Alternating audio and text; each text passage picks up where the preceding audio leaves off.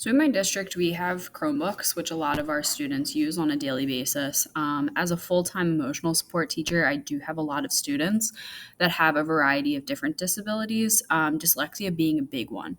So one of my favorite accessibility features that I like to do with students is in Google. You can go to your settings, go down to the accessibility feature, and click on Add Accessibility Features, which open up a Chrome web store.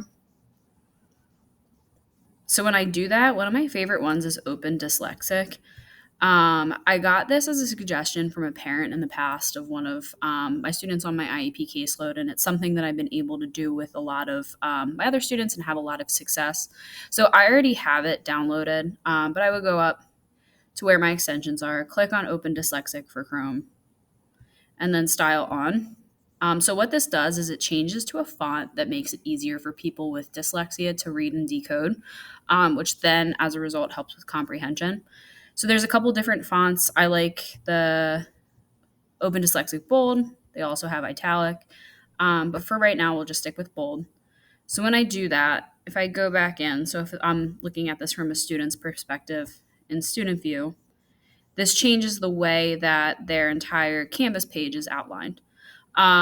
So if we're working on the Thank You Ma'am Think questions, which is a quiz that students take weekly, the font, when we go to take the quiz, changes it, makes it a little bit easier for students with dyslexia to code and understand what they're thinking.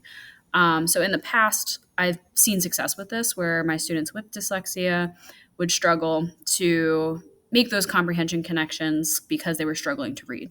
It wasn't that they were struggling with comprehension, but rather than the fact just reading and decoding what the questions are asking.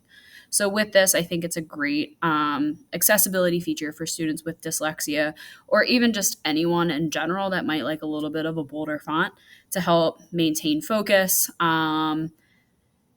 reading, and comprehension. I think all of them are great features.